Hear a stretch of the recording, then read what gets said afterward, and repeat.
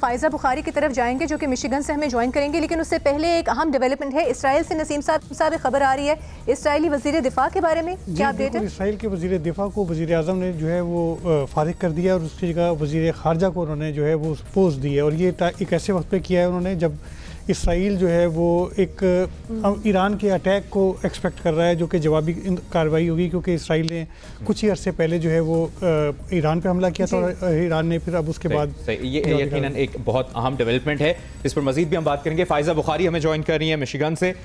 एक तो ओवरऑल अभी तक टर्नआउट फ़ायज़ा, और बड़ी इंटरेस्टिंग बात है कि 10 मिलियन आबादी और 15 इलेक्टोरल कॉलेज वोट रखने वाली रियासत मिशिगन, जहाँ से आप हमें रिपोर्ट करिए, गुज़श्ता 2 सदारती इंतखाबात में जो उम्मीदवार कामयाब हुआ है वही व्हाइट हाउस पहुंचा है। बिल्कुल, इसके लिए एक टर्म यूज होती है इनफैक्ट मिशिगन और साथ बिल्कुल हमारी रियासत है विस्कॉन्सिन और पेंसिल्वेनिया, ये जो कॉम्बिनेशन है 3 स्विंग स्टेट्स का, इसके लिए एक टर्म इस्तेमाल की जाती है बेल वेदर। वेदर एक किस्म की भेड़ होती है और बेल यानी घंटी जो ऐलान करती है या ट्रेंड बताती है। तो 2006 के बाद से तीनों के कॉम्बिनेशन में जो भी जीता है वो व्हाइट हाउस पहुंचा है। इस वजह से भी इन तीनों रियासतों पे खुसूसी नजर होती है।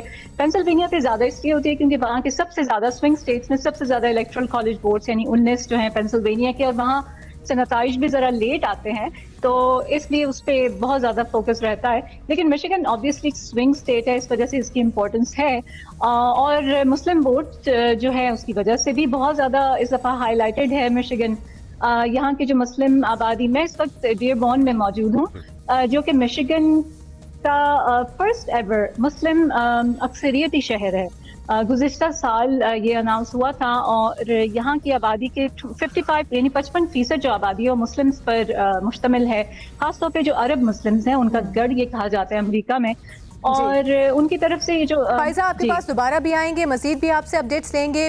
नसीम साहब, जैसे हम बात कर रहे थे अभी पहले भी, जो रिपब्लिकन थे राजा हसन साहब, वो बड़े कॉन्फिडेंट थे कि जो अरब्स का वोट है वो ट्रंप की तरफ ही जाएगा। तो आपको ऐसा लगता है इसकी कोई सेंस बनती हुई नज़र आती है? क्योंकि हम पहले भी बात कर चुके हैं कि कमला हो या ट्रंप हो, वो कुछ खातिर खा इक़दाम नहीं कर सकेंगे मसले फ़लस्तीन हल। देखिए, मेरे ख्याल में सबसे इम्पोर्टेंट चीज़ जो है वो इंसान को रियलिस्टिक होना चाहिए। जब आपकी पार्टी एफिलिएशन होती हैं तो फिर आपके जहन में बड़ी खुशफहमियाँ भी होती हैं। तो मेरे ख्याल पार्टी अगर रिपब्लिकन एग्जैक्टली, और अगर पार्टी रिपब्लिकन और वो भी ट्रंप की पार्टी हो तो फिर और ज़्यादा खुशफहमियाँ होती हैं। इसको हम रिलेट कर सकते हैं पाकिस्तानी सियासत से भी कि पार्टी का पहले बयानिया मुख्तलिफ सियासी जमातों का कुछ और होता है, जैसे इक़्तिदार में आते हैं तो वो बदल जाता है। देखें, 2016 में मैंने US से जब इलेक्शन की ट्रांसमिशन की थी तो उस वक्त मैंने एक ये कंपैरिजन का एक मैंने प्रोग्राम जो है वो पूरा वहाँ से प्रोड्यूस किया था, और वो ये था कि पाकिस्तान का ट्रंप कौन।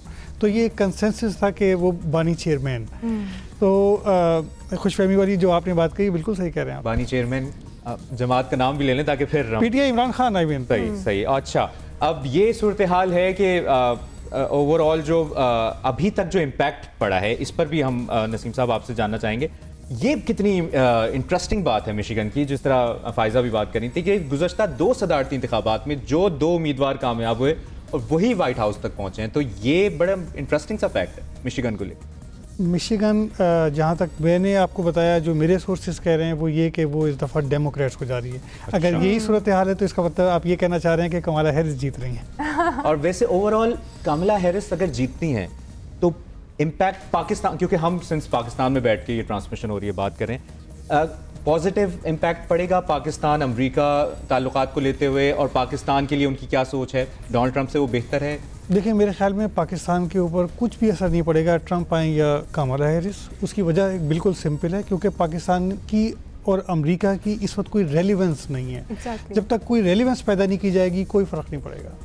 स्ट्रेटेजिकली भी वो जिस तरह से पाकिस्तान, हम कहते हैं कि हम बड़े स्ट्रेटेजिक पोजीशन पर हैं और ये वो जो भी कुछ, लेकिन हर टाइम पर ये चीज़ें चेंज होती रहती हैं, जो ज़रूरियात हैं अमेरिका की। आप उससे मूव ऑन कर चुका है एग्जैक्टली। अच्छा, एक बड़ा इंटरेस्टिंग सवाल ये भी है कि जिस तरह वहाँ पर मुसलमान वोटर है या पाकिस्तानी निजात अमेरिकन है, क्या वो वोट कास्ट करते हुए अमेरिका और अमेरिका के मसाइल को मद्देनज़र रखते हैं, या कहीं ना कहीं उनके जहन में पाकिस्तान और पाकिस्तान के मसाइल, क्योंकि सिंस कनेक्टेड है मामला?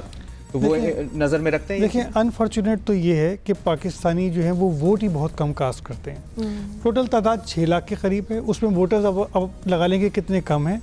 फिर उसमें ये कि वो अभी हमने कल एक डेमोक्रेट को लिया जो रुकन असम्बली का इलेक्शन लड़ रहे हैं, और ख़ुद अभी रुकन असम्बली हैं भी टेक्सास के, वो कह लेंगे 20% जो है वो निकले हैं। अच्छा, तो आप अंदाज़ा लगाएं कि कितना कम ये निकलते हैं। ये मुजाहरे करते हैं, ये मतलब प्रोग्राम्स में जाते हैं, लेकिन ये वोट डालने के लिए नहीं जाते। ये अनफॉर्चुनेट है। मेरी एक न्यूयॉर्क में रियासती असम्बली के रुकन आमिर सुल्तान से बात हुई, उन्होंने भी यही कहा कि पाकिस्तानी कम्युनिटी जो है वो बाहर निकल कम रही है। अनफॉर्चुनेट है, उससे वो हार भी सकते हैं। और यही बात है जिस तरह कि हम बात कर रहे हैं इकोनॉमी के हवाले से कि इकोनॉमी एक बहुत बड़ा इंपॉर्टेंट फैक्टर है इन इलेक्शंस में, और इकोनॉमी की ट्रंप बड़ी बात करते हैं कि वो इकोनॉमी को रिवाइव करेंगे, बेहतर करेंगे। इन्फ्लेशन एक अहम फैक्टर है, लेकिन दूसरी जानिब ट्रंप के जो इमिग्रेशन के मामलात को लेकर जो एक सख्त मौक़िफ़ है, उस पर हम बात करते हैं कि किसका वोट किसकी तरफ जा सकता है।